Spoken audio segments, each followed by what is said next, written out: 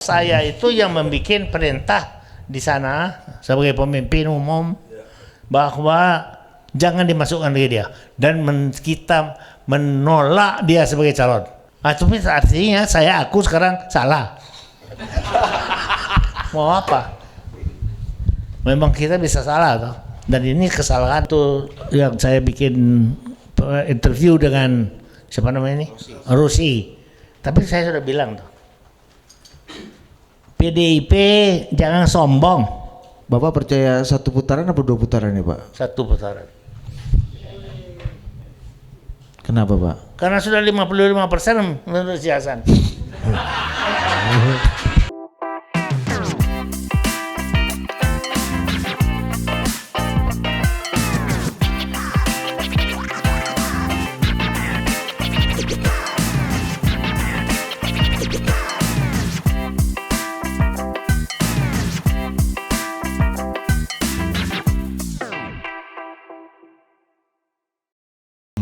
Jadi kalau politik terkini gimana nih Pak? Sekarang? Ya. Ada asing juga nggak Pak? Ada asing juga ikut Kalau menurut saya enggak ada. Asing ini sudah sedangkan lu lihat saja di Timur Tengah dia nggak bisa urus. Kalau katanya Anies ketemu US Ambassador. Ada kalau dia satu bisa dekat link ke China. Oh, mesti dia selesaikan itu, jangan lu percaya pula. Lu percaya. Yang benar lah dikit lah. Dia kicu juga loh. Dia tipu juga loh.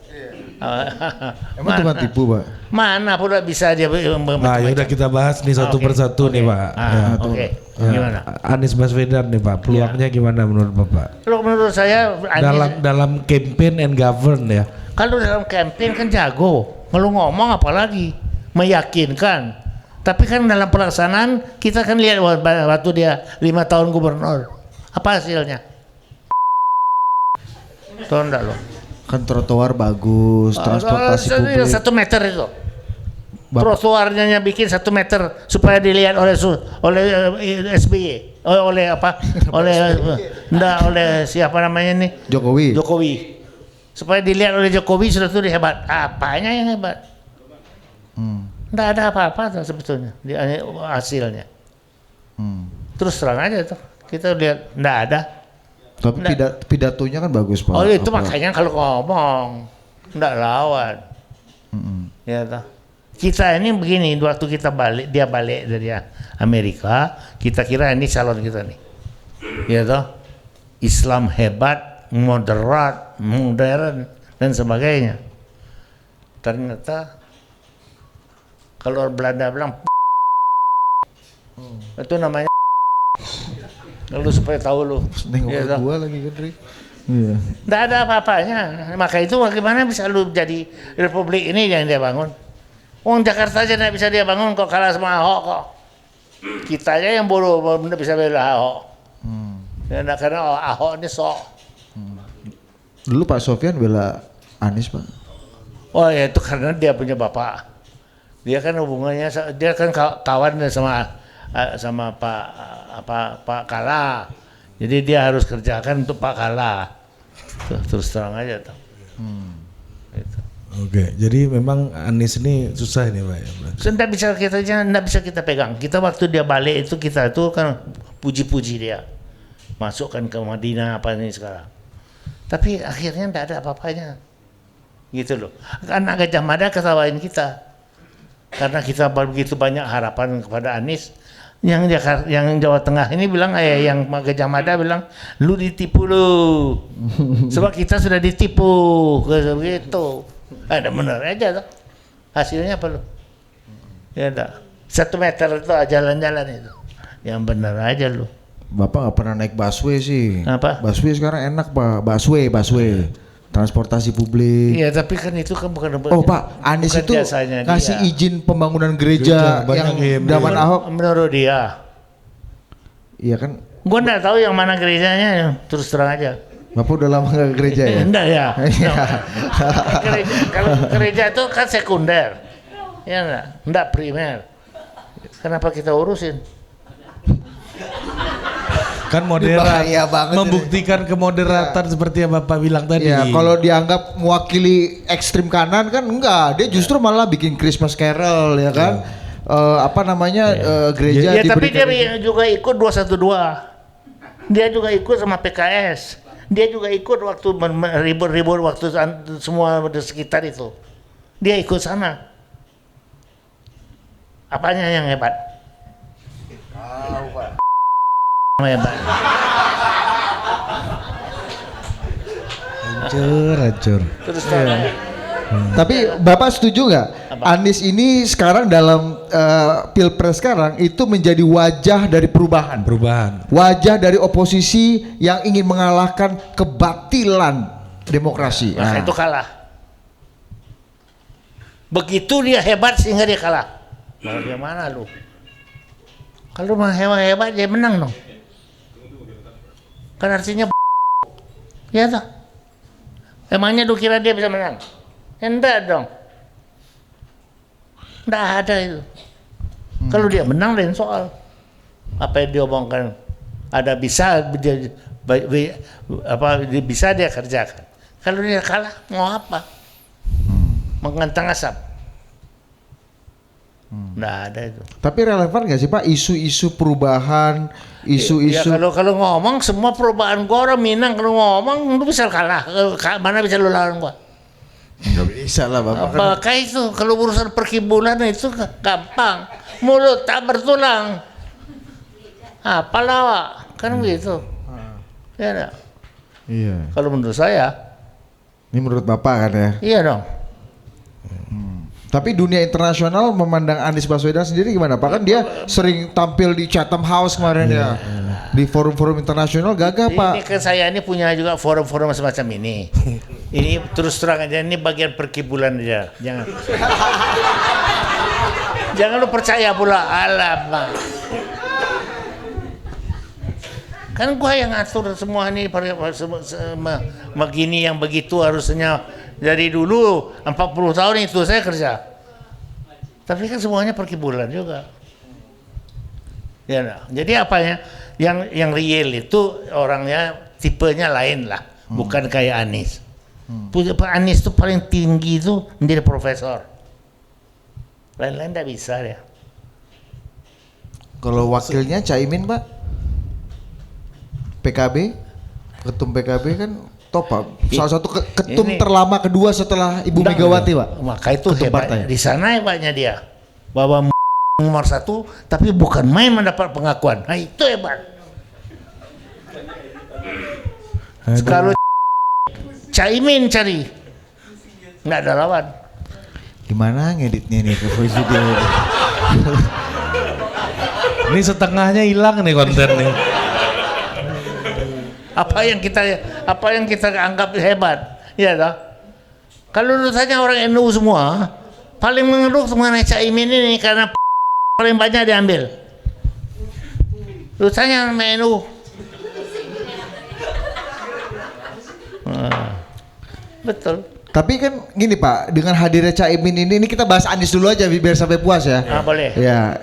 Kan dengan hadirnya Caimin kan kesannya membilas wajah Mas Anies yang dulu misalnya kata Bapak tadi ikut 212, dekat sama PKS. NU ini kan the nature of Islam moderat, Pak. Tapi Islam moderat itu jangan jadi dong. Kan kita enggak mau Islam moderat tapi gantinya tuh Islam. Yang paling jago itu adalah Caimin ini kalau kan nggak ada belum terbukti hukum. Enggak ada buktinya, memang semua enggak ada bukti di Republik nih. Mana ada bukti? Ya, ini nggak ada yang mengutip-ngutip ya ini ya. Jangan dikutip dulu. Oh ini aduh hati-hati ya.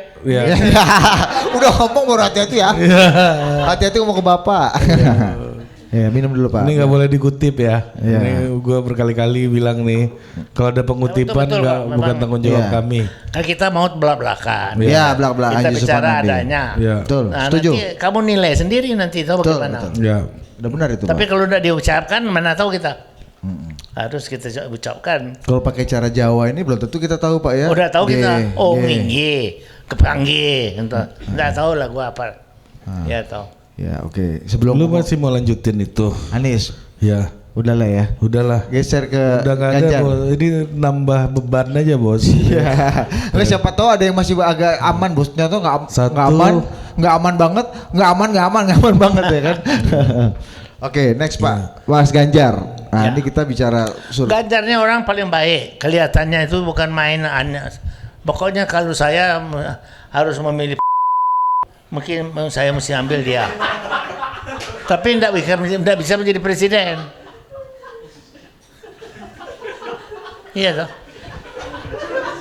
Kenapa Pak? Nah, ya batasnya kan kita tahu tuh batasnya ini. Ini Presiden Republik Indonesia lah ini. Bukan presiden dari presiden daripada atau apa gitu loh. Jakarta Pos. Jakarta Post. Atau Jakarta Post. Biar aman Pak. Iya, Biar Bapak sendiri ini kan aman kalau Bapak kata-katain. Gak mungkin mereka ngamuk sama Bapak kan. Iya. Ya, apa yang membuat Iya. Bapak melihat Ganjar sebagai seorang yang Orang baik dan betul-betul kalau menurut saya is a very nice man. Tapi ya, you don't need nice man sebagai presiden. What you need is a doer that has brain, and that is a question mark untuk saya. Kenapa Pak? Emang Iya, gak kelihatan iya. selama Dulu ini kan rekor? Jokowi juga diragukan kan Iya. sebagai Dan orang sama- yang underqualified. Sekarang enggak lu ragukan. Lu lihat kelakuannya sudah Jokowi. Apa? Hebat. Jenius Pak, Jenius. jenius. Jenius. Jenius. Apanya yang jenius? Kita ditipu-tipunya, kita yang bodoh. Bukan dia yang jenius. Bapak kena tipu juga Ya nggak? kena dong. Makanya gua sakit hati. Karena itu gua juga sakit hati sama-sama lu, sama. Nggak, tadi soal Mas Ganjar, Ganjar yang ya. Oke. Yang Kalau dianggap kayak- underqualified. Iya. Begini ya, saya sudah bilang sama kita ngomong-ngomong sama Hasan. Kita ini mau dekat sama apa namanya si Prabowo ini karena kita lihat salah satu yang bisa membangun bangsa ini di masa depan adalah orang kayak Prabowo ini. 3 turunan itu semuanya itu orang-orang yang pintar dan memikirkan mengenai bangsa ini selama 3 generasi. Kemudian yang kedua, dia di luar negeri mikirin banyak sekali ketinggalan dan sebagainya, sehingga dia tahu apa-apa yang perlu memang dilakukan terhadap negaranya ini. Karena dia sudah dikucilkan sebetulnya, karena bapaknya punya kelakuan berontak itu toh. Ya jadi karena itu kalau lu bandingkan, mana bisa lu bandingkan, karena ini yang you harapkan membangun negara industri. You ndak membangun kelapa sawit. Kelapa sawit itu kan sementara. Sekarang di semua negara aja Eropa ndak mau beli kelapa sawit, kita lah sakit hati kita sudah pusing kepala. Kan gitu. Akhirnya kita itu hanya baru bisa berkembang kalau kita mempunyai suatu industri yang kuat, suatu ilmu pengetahuan yang maju, yang kita tidak punya. Ya toh, ini yang bangsanya Pak Jokowi ini dengan segala hormat kita tahulah bikin 2 kilometer jalan, tahulah dia tuh. Tapi kan bukan membangun republik itu menjadi negara maju. siapa Pak Jokowi Pak? Iya dong. Ya, kan Pak Prabowo udah jelas narasinya melanjutkan Pak Jokowi. Saya nih anak buahnya Jokowi, saya orangnya Itu kan Jokowi. perkibulannya dia. Lu percaya pula lagi? Bapak percaya nggak? Enggak. Yang bener aja lu, ngapain? Kan dia lebih pintar daripada itu. Mau melanjutkan, apanya mau dilanjutkan? Iya toh? Bang Hasan yang biasa ngomong itu Bang Hasan Pak. Iya. Iya lah, sama kita tuh. Kalau ini enggak ada harapan. Kan itu tuh. Nggak, apakah tadi Pak kemajuan Indonesia sebagai negara maju yang industrialisasinya bagus itu nggak bisa dilakukan Ganjar dan Anies juga Pak? Nggak bisa. apa ya membuat mereka berdua ini Anies PhD Prabowo juga bukan industrialis. Iya. Prabowo tentara. Iya. Dia bilang gue bisnis digital apa saham kemarin udah saham terus. gue nggak mau. Pokoknya ini orang yang tahu apa perkembangan dunia, apa perkembangan yang perlu dibentuk untuk masa depan. Itu namanya Prabowo. Karena dia itu di mana-mana dia sudah coba. Dan juga dengan penderitaannya sekaligus. Nah, ini yang tidak ada kita punya ini, ya mana bisa. Jokowi ini orang baik mungkin ya. Bisa nanti ngomong-ngomong sama orang, entah orang tuh mau ikut gitu loh, pindah gitu. Nah, kita anggap hebat sekali sudah. Padahal yang kita butuhkan tuh bagaimana mendirikan AI yang baru ini apa gitu loh. Gimana kita mesti kembangkan. Karena kalau tidak terpakai itu bagaimana kita bisa bertanding. Kalau kita dalam pendidikan tuh ya enggak. Kita tuh sama Vietnam aja kalah. Mau apa? Oh, sebab menteri pendidikan kita ojek, Pak. Iyalah ojek itu kan tidak banyak bedanya. Tambah tuh ojek tambah dia mesin. Alah, nah itu aja tuh. Mana ada yang mana ada? Kan anaknya temannya bapak. Anak teman gua sih bukan anak gua, kan gitu tuh. Bukan, enggak ada itu.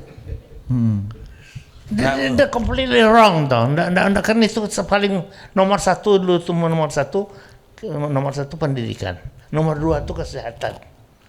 Kemudian yang lain-lain untuk semuanya bisa ini berhasil, kan itu toh. Tapi enggak toh, kita ini ya boleh-boleh aja lo punya jalan lebih enak sedikit.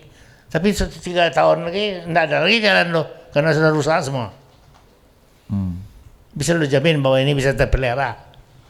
Sekarang aja sudah mati lo di Jawa kalau mau ke Jawa Tengah.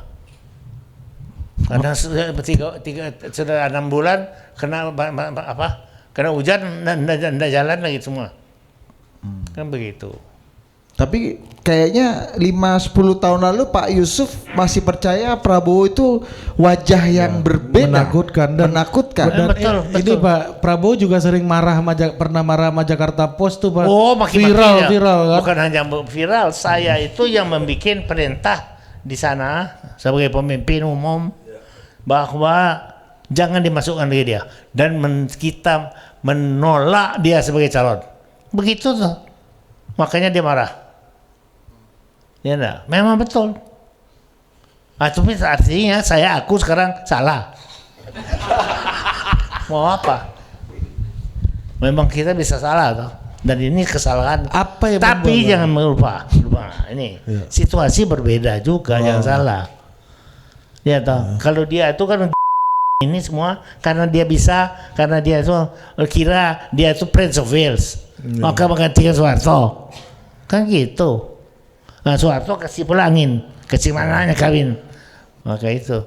Nggak, jadi situasinya yang berubah atau Pak JW-nya yang berubah atau Prabowo-nya yang berubah sejak 2014? Semua berubah.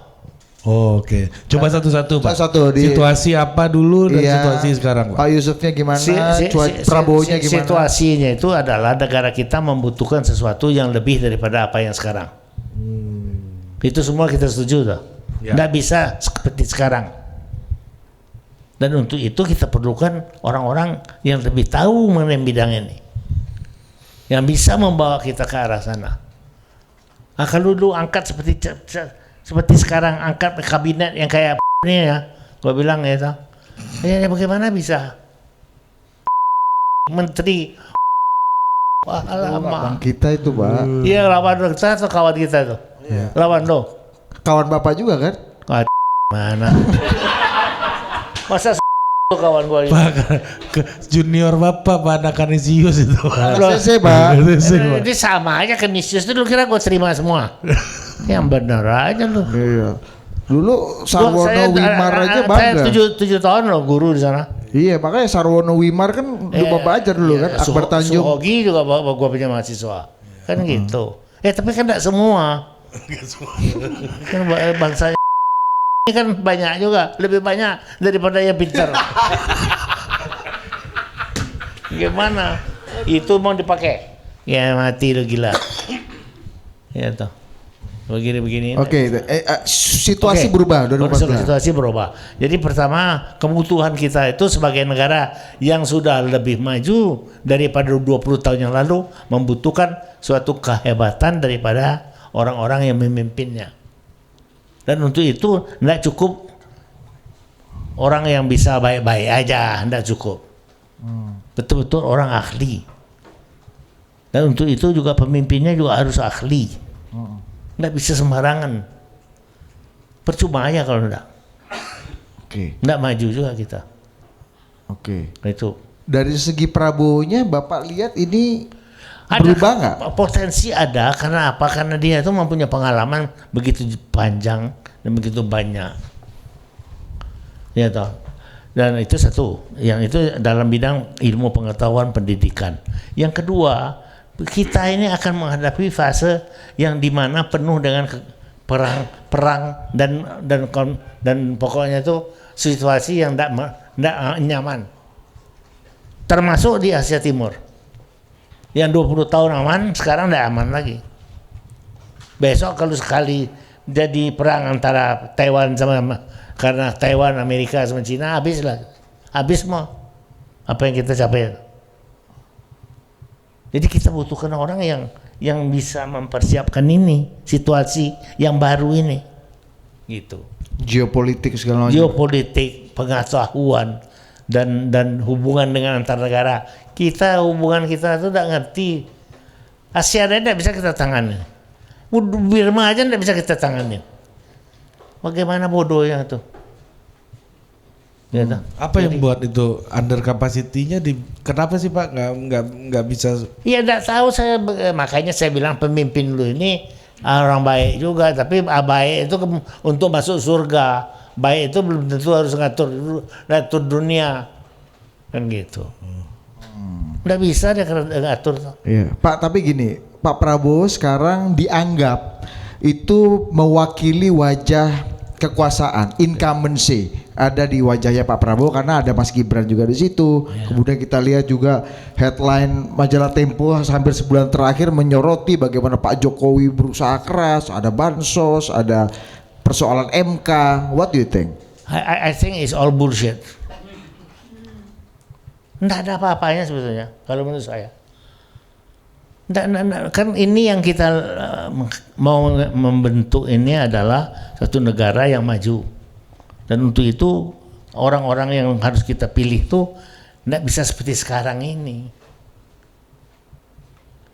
Lu punya kabinet kayak gini, ini bagaimana mau membangun? Apanya yang lu bangun? Pasar? Nggak bisa tuh.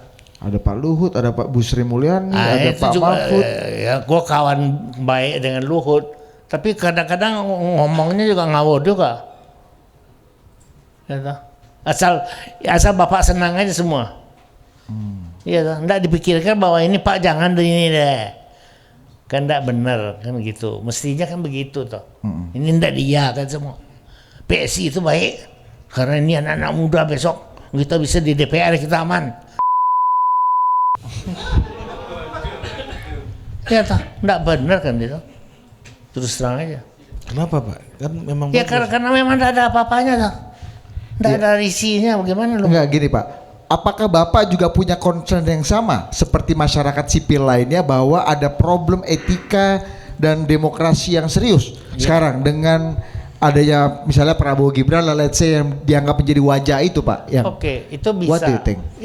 Itu ini sekarang tuh hanya penilaian nih. Penilaian, you tuh setuju atau enggak cara begini atau tidak setuju cara begini. Kan itu tuh masalahnya. Yang katanya nanti dibungkus menjadi etika lah, katanya menjadi mesti harus begini begitu. Ya sebetulnya itu kan kita itu yang kalau nyatanya hal-hal ini harus diperbaiki. Dan tidak bisa begini dibiarkan saja. Dan itu segala bidang. Gitu. Harus tidak bisa. Kalau begini terus kita tidak pernah bisa menjadi negara yang tahun 45 nanti bisa menjadi negara besar. Tidak mungkin. Oh ini aja lu tidak bisa selesaikan kok. Gimana lah? Kan Prabowo akan melanjutkan semua yang makanya kita juga sama Prabowo kita harus bantu. Satu, kedua juga kita harus tahu ini pernah ini orang. Jadi lu jangan anggap enteng. Kan gitu. Terus terang aja tuh. So, saya juga tanya semua jenderalnya itu yang dia sudah minta maafkan semua. Ya tadi bangsanya segala apa namanya ya kan semua itu banyak yang Hendro, lantas yang Gumelar apa semua itu. Apa Bapak udah tanya-tanya? Gua tanya, lu percaya bahwa dia berubah? Mau lu terima betul? Mereka bilang ya kita percaya, tapi kan kita harus awas. Kita harus waspada, kita harus jaga dia terus. Nggak bisa dibiarkan. Nah itu masuk akal dah. You cannot leave him alone. Bisa mengajukan negara ini, gua lebih baik daripada orang bodoh yang tidak tahu apa-apa. Baik sekali, masuk surga, tapi di dunia mati dia. Tapi kan ada Pak Mahfud yang profesor juga di situ, Pak. Profesional. Profesor apa dia? Profesor, Pak. Profesor hukum, Bapak di kemana mantan ketua MK? Ada acara aja tabrak prof, Pak, namanya, Pak. Sudah tidak usah kita ngomongkan lah. Pusing kepala gue untuk carinya nanti apa macam-macam. Terus terang. Iya. Jadi oke. Jadi itulah kita udah punya inilah ya kurang lebih cuacanya Pak. Menurut saya ya. Iya. Jadi that is why kita itu melihat ini ada chance. Oke, but you cannot leave him alone.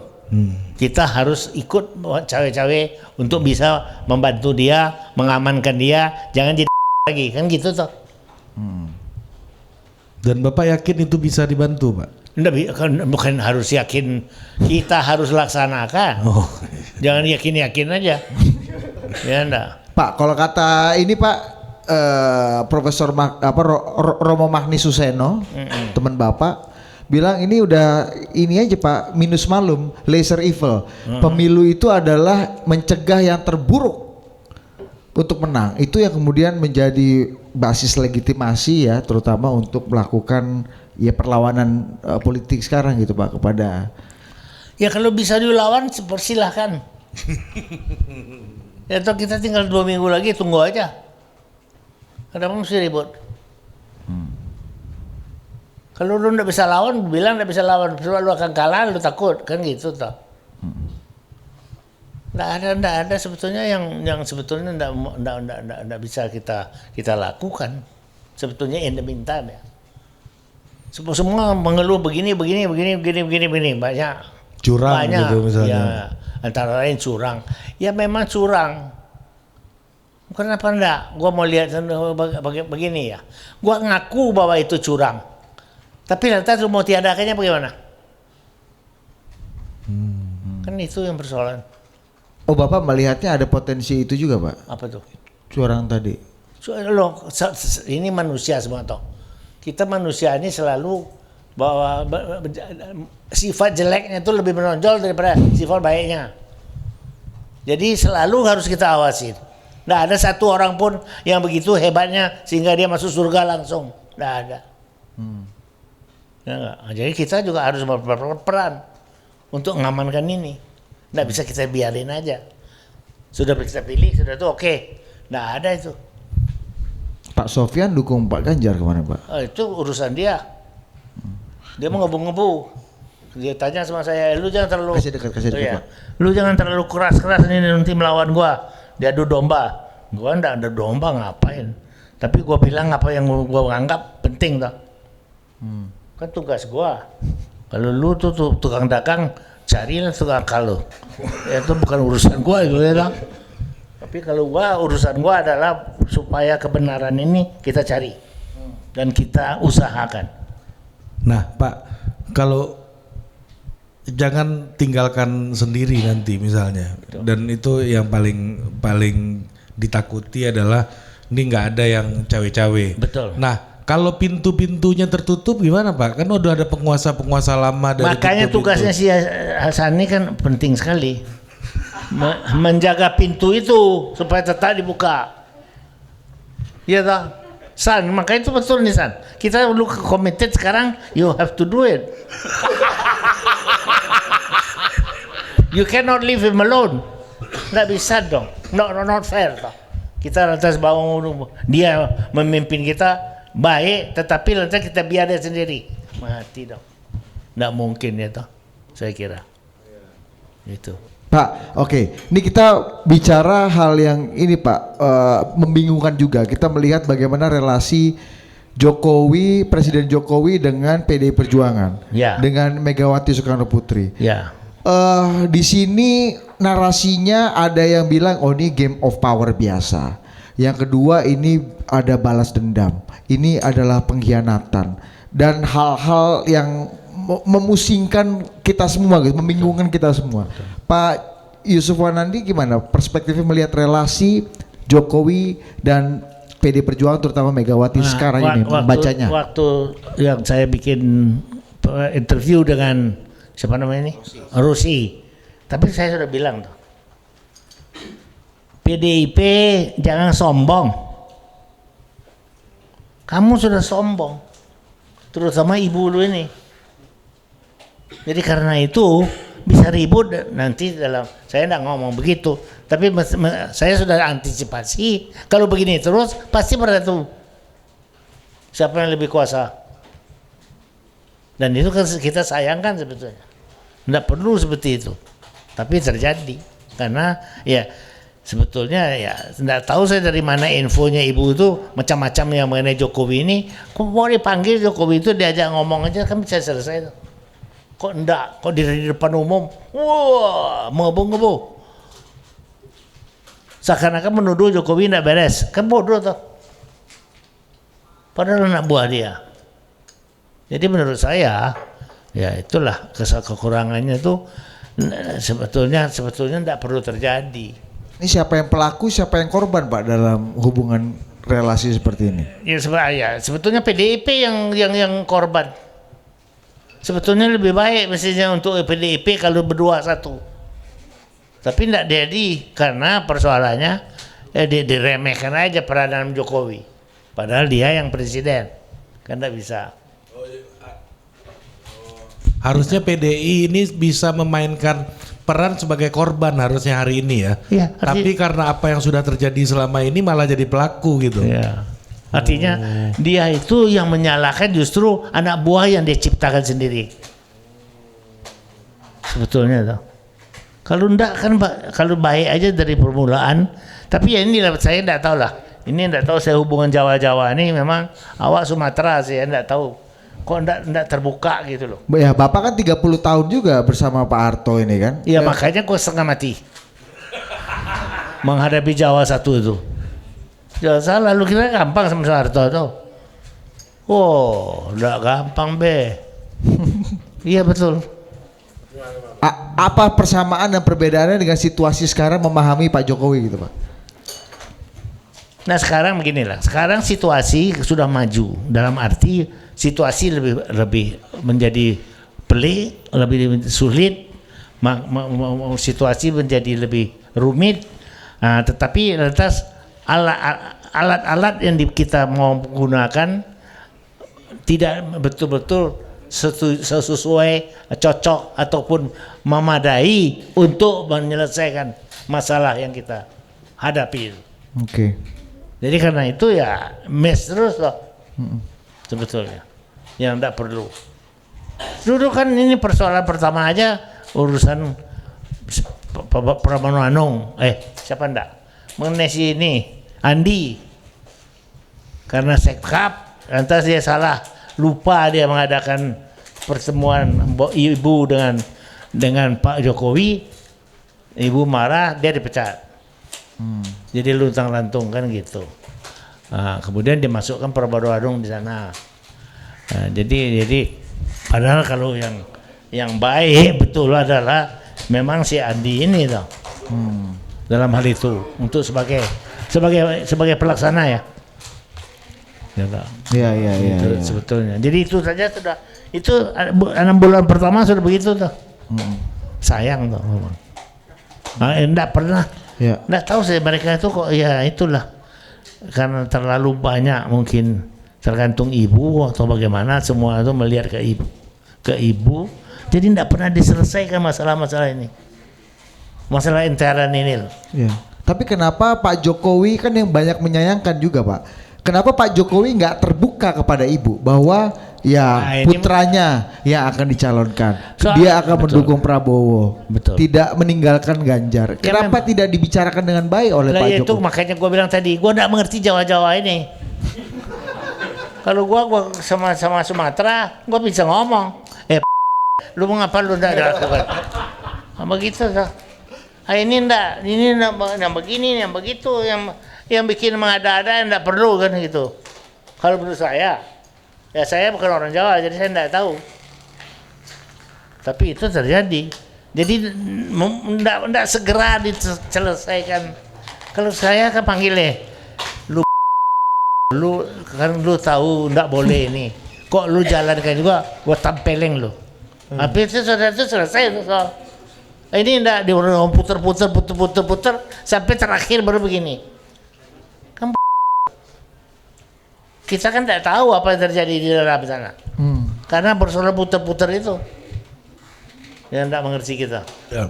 Ada yang mau nanya nggak? Ada yang mau nanya nggak Pak Yusuf? Oke. Lu kunyah dulu habis ya kan? Silakan. Ya. Air minum ada nggak? Air minum nih seret semua nih. Ya. Ini seret bisa revolusi nih Vira di sini.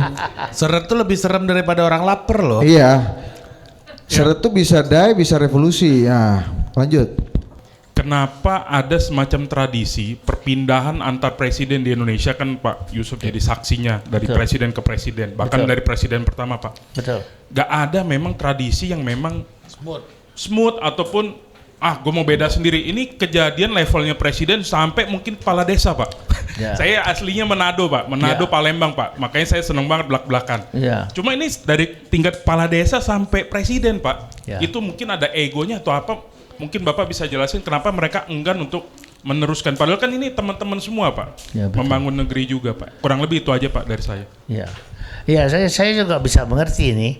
Tetapi ya ini kita terus terang ya, bangsa kita ini memang berbeda-beda. Jadi memang sulit untuk mencari persatuan itu tidak gampang Pak.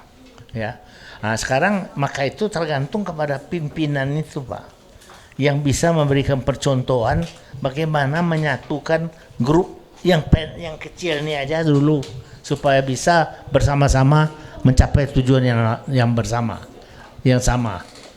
Nah, ini yang sulit selalu. Ya kita kesatuan bangsa 28 Oktober ya tahun 19 ini 30 berapa ya tahu. Tapi akhirnya dalam pelaksanaan kan tidak begitu. Nah, ini yang Bung Karno sama Bung Hatta tidak bisa bersatu. Kita waktu PRRI itu kita minta Bung Hatta kembali. Tidak mau Bung Hatta.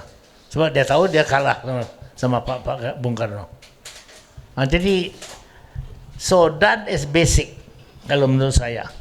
Kita ini memang harus mencari bagaimana ada cara di mana semua itu betul-betul. Nah itu makanya Bung Karno ini idenya sih benar. Semuanya di meja makan bersama dan meja kerja bersama.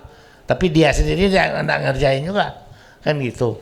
That is the problem yang kita menghadapinya. Dan itu memang tidak gampang. Kita ini semua di Jakarta sama-sama sudah berpuluhan tahun. Jadi kita itu lebih erat hubungannya dan lebih tahu masalahnya. Ya toh, tapi tidak semua tuh begitu. Apalagi, nah ini satu juga. Kita kan belum mengkaji, misalnya perlu ada seperti Bung Hatta mau desentralisasi yang benar. Malah sebetulnya federasi yang mau.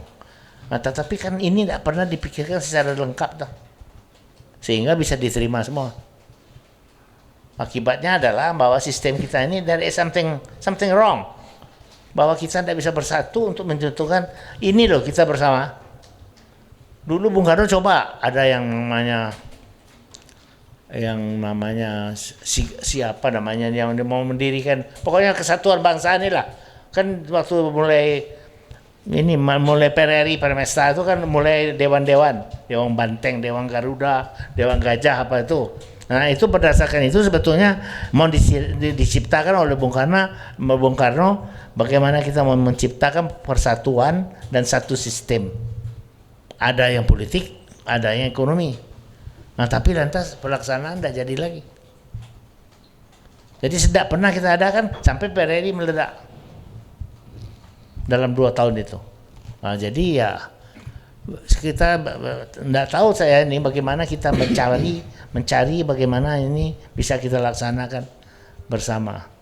Tapi we need it because we are not united. Begitu banyak perbedaan kita kok sebetulnya. Ya. Nah, itu yang salah satu sebetulnya challenge kita lah generasi muda. How do you want to do that? Coba kalau tidak pernah selesai. Misalnya ini sistem pemilu aja nah. Ya enggak, persoalan duit. Partai-partai mesti dibantu duit. Kalau Eropa kan sebetulnya lebih jelas. Dibantu sehingga mereka itu bisa jalan, semua bisa jalan sendiri. Kasih cukup bantuannya. Enggak kayak di sini kita mengikuti Amerika. Ya enggak. Nah, tapi itu kan tidak cukup. Mana bisa loh. Nah, sekarang ini satu orang aja keluarin duit entah berapa miliar. Kan gila toh. Padahal cuma untuk daerah-daerah yang kecil-kecil apa segala macam. Tapi karena tidak ada cara lain. Karena pemerintah tidak mau menciptakan satu sistem di mana semua dibantu. Termasuk penggunaan televisi apa segala yang begitu mahal. Antara lain itu yang salah satu menjadi kekurangan kita. Jadi saya harapkan ya think tanks dan lain-lain ini kalau bisa pada satu waktu ya loh, dan itu satu kesempatan, katakanlah kita mengharapkan ini challenge yang baru ini di dalam politik kita dengan adanya pemilu yang kacau balau ini bisa lantas kita jadikan alasan untuk kita menyatukan pendapat how are we going to do that kembali. Kalau tidak bisa berkelahi terus. Oke. Ya. Terima kasih. Saya tuh jarang duduk lama mendengarkan. Iya Pak. Ada penjelasan seperti ini. Tapi ini saya kira sangat berharga Pak ya. Baca. Terutama adalah bukan hanya sekedar dari segi runtutan historisnya, tetapi saya kira ini menyangkut sikap.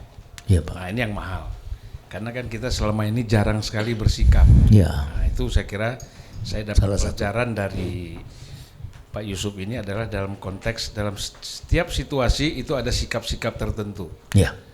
Tentu berbeda-beda kan. Betul.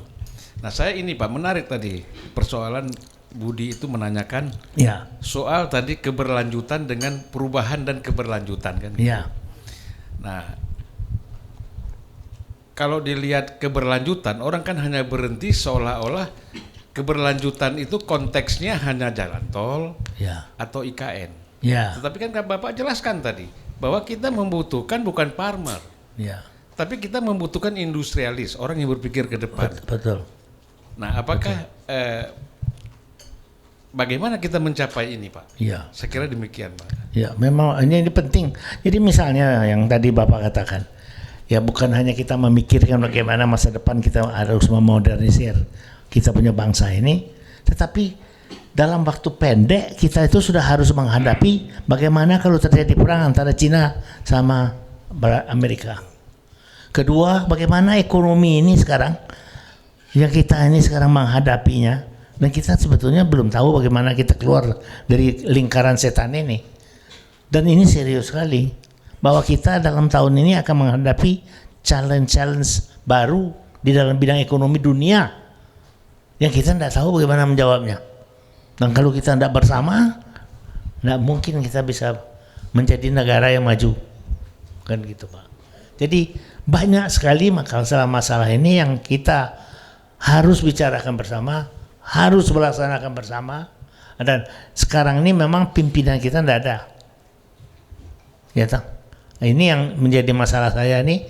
Kita cari orang yang bisa memikirkan, mau dan betul-betul rela. Kalau menurut saya si Prabowo ini bisa, dan bisa rela juga karena dia ya toh.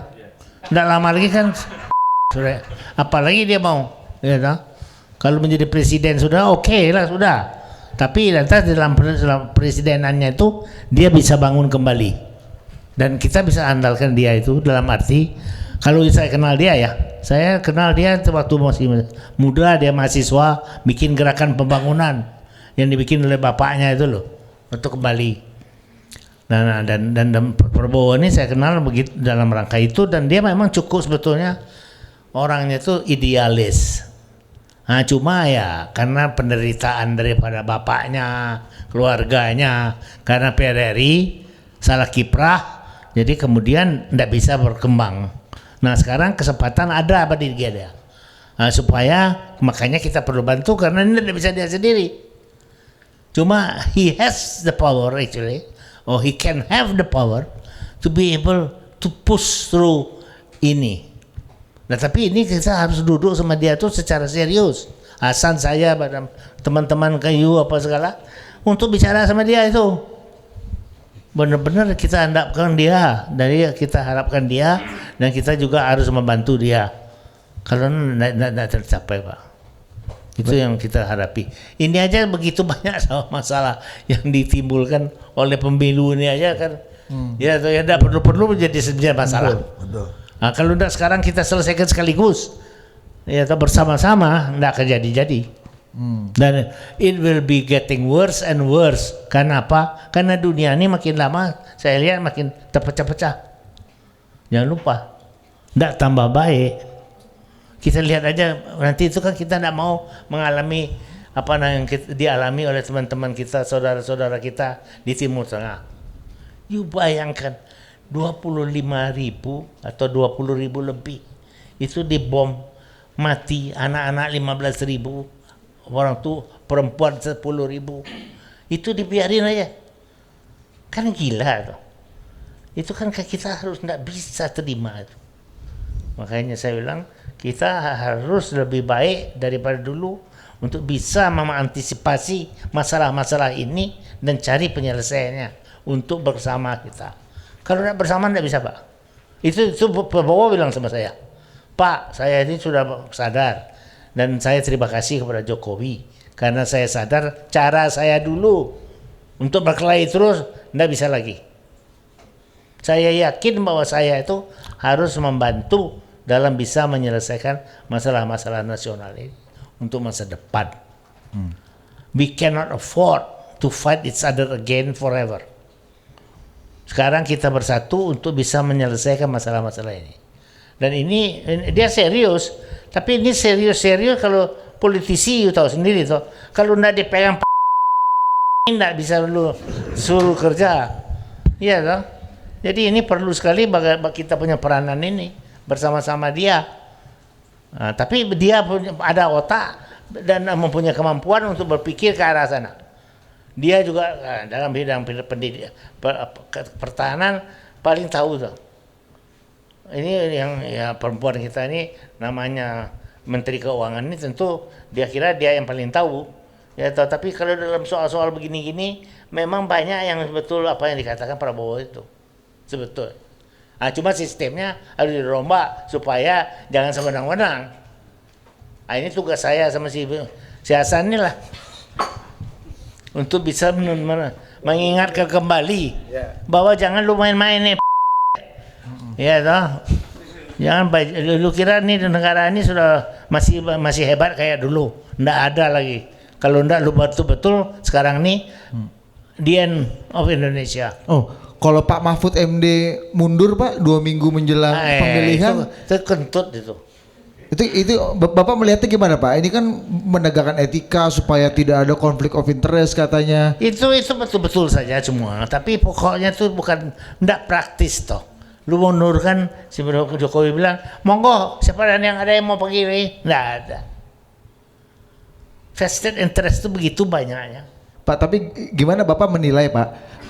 Sekarang kan polarisasinya sudah terjadi lah, kurang lebih Ganjar dan Anies ini kurang lebih pendukungnya dan partai-partainya narasinya kurang lebih sama. Jadi anti Prabowo dan Jokowi. betul. Nah, Bapak melihat masih banyak menteri-menteri PD Perjuangan, PKB, Nasdem itu masih ada di koalisi. Ya betul. Jokowi Menurut saya itu kan bisa Pak Jerry ngeliatnya gimana tuh? Menurut saya harus dikeluarin dong. Kalau nggak beres jangan dimasukkan dong. Kalau perlu sahkan kabinet. Dalam arti tidak terdiri daripada partai-partai tapi ahli. Kalau semua tergantungkan sama orang-orang kayak gini mau ngapain lo? Nggak mampu. Ya, toh. Mungkin 10 tahun kita menentukan bersama kita sama-sama, ya toh. Seperti juga di Republik Indonesia waktu dalam krisis kan bisa kita adakan. Tugas berat, tapi ya harus itu. This is the end of the story, right? Kalau kita we don't get it right again this time, we'll never get it right. And that means only one thing, kita ini akan menjadi negara yang tidak ada arti di dunia. Dan ini momentumnya penting nih Pak ya. Sangat sekali, 14 dan Februari. terutama karena generasi baru yang akan ambil alih. Silakan. Kira-kira proyeksinya gimana sih hubungannya kita di antara Amerika dan Cina ini di dalam 5 sampai 10 tahun ke depan, Pak? Begini, terus terang aja ya. Amerika ini sedang mengalami situasi yang gila betul di dalam negerinya loh. Dalam arti bahwa mereka itu tidak tahu mau kemana kok. Sebetulnya mereka itu yang paling tidak tahu dan ngaco aja. Kita lihat aja apa yang terjadi di Arab itu kan semuanya itu kan karena dia yang ngaco. Tidak tahu dia mau apa dan mengadu domba semua yang lain-lain. Itu yang saya lihat. Dan kedua, maka itu kita juga dalam hubungan dengan Amerika itu, saya tuh 4 kali setahun mengunjungi Amerika selama 40 tahun. Tiap tahun saya pergi hanya untuk mengetahui mau apa mereka itu, mau apa di dunia, mau apa sama kita. Dan terus terang aja, makin lama tidak ada guna lagi, makanya saya stop kira-kira barangkali sudah 10 tahun lebih saya stop karena tidak ada guna lagi. Sebab kawan-kawan yang saya adakan, yang ada itu dari mulai kecil kita sama-sama menjadi dia deputi menteri apa segala macam, ya toh tingkatnya. Nah sekarang memang amburadul semua di sana itu, sehingga kita tidak tahu lagi siapa intinya yang bisa kita dekatin, apalagi yang berkenaan dengan Indonesia. Tadi kita katakan kita negara penting apa segala macam, tapi tidak di mata Amerika. Amerika anggap kita gitu loh. Karena apa? Karena ya itu dianggap kita masih belum baik, punya undang-undang tentang anti korupsi dan sebagainya, itu semua itu memang kita masih banyak kekurangan, terus terang aja juga. Tapi ya itu akibatnya bahwa mereka tidak perhatian kita. Nah Cina lebih banyak mau memperhatikan kita karena lebih butuh, kita dekat kita toh, dan kita banyak masalah dengan mereka. Nah cuma kalau dengan Cina ini kita harus juga mengatur supaya dia dengar kita, bukan kita dengar dia aja. Dan itu belum terjadi karena kita punya Deplu ini ya nggak tahu lah. Kalau saya tanya temennya Hasan, namanya Rizal Sukma, dia juga pusing kepala melihatnya bagaimana kita punya negara ini mengatur hubungan luar negeri kita. Ya, misalnya urusan Birma aja kita tidak bisa selesaikan. Itu kan bisa diselesaikan sebetulnya. Kalau kita mau, kita crack ASEAN lain itu. Kenapa enggak? Ini terlalu lemah. Karena Ibu Lu ini diangkat oleh Ibu Mega, Ibu Menteri ini. Nah, diangkat oleh Ibu Mega dengan satu janji, dia harus pertahankan Palestina merdeka. Karena itu pesan Bung Karno kepada dia gitu loh. Nah, tapi juga tidak dilakukan tak. Itu dia pergi misalnya sekarang mengenai di PBB apa segala macam. Ya, tadi kemarin tuh saya lihat Afrika Selatan ada di sini, Menlu datang. Tanyanya kepada kita anak buah kita, kok sekarang kok baru kita mengadakan ICG, right? Kita juga mengadukan apa segala. Lantas dia tanya, kok sudah terlambat sekali kalian ya? Karena dia sudah lebih dulu tuh Afrika Selatan apa segala macam. Kita enggak ada. Padahal katanya kita itu Bung Karno punya pesan sebelum mati segala. Nggak ada guna semua, gitu loh. Karena nggak kita bisa jalankan. Nah ini yang menjadi masalah kita besok itu ya yang you tanyakan itu. Bagaimana kita bisa mengatur kalau begini terus? Nggak bisa. Karena kita tidak ada kemampuan untuk mempengaruhi negara lain. Kenapa tidak punya kemampuan? Karena kita itu tidak terbuka. Kita menutup diri. Ya enggak, kita tidak mau ini, tidak mau itu. Ya enggak, kita tidak mau berhubungan, kita tidak mau memimpin, keluarin duit kayak kenapa sih? Ya enggak, kalau misalnya ini banyak sekali hal-hal yang sebetulnya dalam luar negeri ini bisa kita ambil contoh bagaimana kita itu sebetulnya terbelakang untuk mengambil sebetulnya kebijakan-kebijakan yang bisa kita lakukan. Dan menurut saya bisa kok. Kita sama Cina bisa ngomong, dia dengar kita. Tapi harus tahu siapa yang harus ngomong. Kan gitu. Kalau yang ngomongnya ngawurnya ya besok lu udah didengar lagi. Menurut Ya. Bapak Menlu yang layak dan cocok memimpin kita untuk berlayar di antara dua karang ini siapa? Kita mesti cari, enggak ada. Terus terang aja. Levelnya harus yang siapa kalau kita punya referensi di masa lalu, Pak? Ya misalnya sekarang ya, yang sebetulnya pinter. Ya kita mau, kita mau Philip malah. Philip Menteri Luar Negeri cocok, Pak? Iya. Philip paten ya Pak Philip? Gimana coba? Kenapa Philip Vermonte cocok Ya jadi karena Menteri begini Luar Negeri? soalnya itu dia pinter dan dia halus. Artinya kalau diplomasi lu serahkan dia, jangan lu serahkan ke Rizal. Rizal tukang pukul. Iya. Nggak bisa lu serahkan dia. Serahkan si Philip. Bisa dia kicu lu. Dia tipu. Tipu kicu.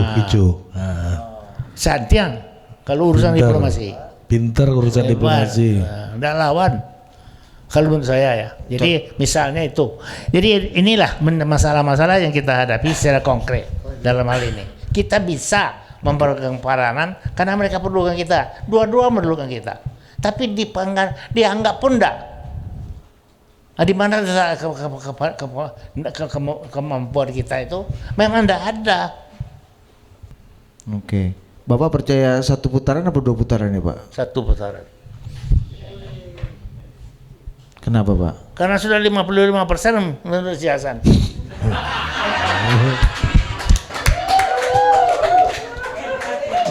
Kalau ada yang gue percaya angka cuma si Hasan aja, dari yang lain. Kecuali approval rating tadi. Kalau kita bisa bicarakan untuk. Oke. Oke. Thank you Pak Hasan, Pak Yusuf Hanadi. Tepuk tangan untuk Pak JW. Terima kasih Pak, sehat selalu Pak. Nanti setelah pemilu kita ngobrol lagi. Terima kasih dan kita nanti ketemu lagi pasti itu ya. Habis ini nanti kalau perlu. Cuma satu permintaan saya ini karena ini off the record saya. Iya. Jadi jangan sampai kamu juga mencap timpe aja keluar nanti berkelahi gua sama semua orang. Nanti kita edit Pak, tenang Pak. Jadi, Aman. Apa artinya kamu atur lah. Ya. Atur, Pak. Kita atur, Bagaimana Pak. Perumusan. Pasti, Ya, Pak, pasti. Kita Nanti kan kita juga nggak senang juga kalau Pak JW tiba-tiba ngomongnya ya bagus. Nah, kan kita juga males juga kan Pak. Ya kan? SB baik, tegas, kan nggak enak ngomong Pak JW gitu. Oke, terima kasih Pak Yusuf Hanadi, Pak JW. Oke, tepuk tangan, kita makan siang.